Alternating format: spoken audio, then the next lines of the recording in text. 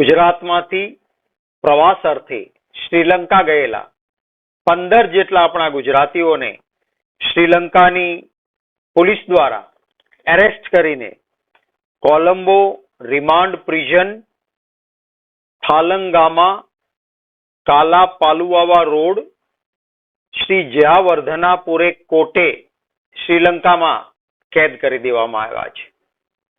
અતિશય ચિંતાનો વિષય છે.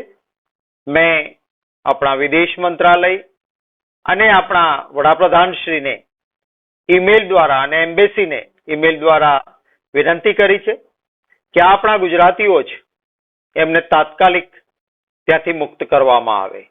જે ત્યાંની જેલમાં છે એમાં વિરડિયા ભદ્રેશભાઈ, વિરડિયા રિધાન મગનભાઈ, વિરડિયા નટુભાઈ, વિરડિયા મગનભાઈ, માકડા હાસિમ શબ્બીરભાઈ, રાજ્યગુરુ ચિરાગભાઈ, માકડા હસીમ મુસ્તાક, સરવૈયા કૃપાલસિંહ રણજીતસિંહ, રાઠોડ દેવાંગ મનીષભાઈ, પ્રજાપતિ રોનક, જીવાણી પ્રથમ અને લુણાગરિયા શૈલેષ, આવા એમના સાથેના થઈને ટોટલ 15 વ્યક્તિઓ શ્રીલંકાની કેદમાં છે.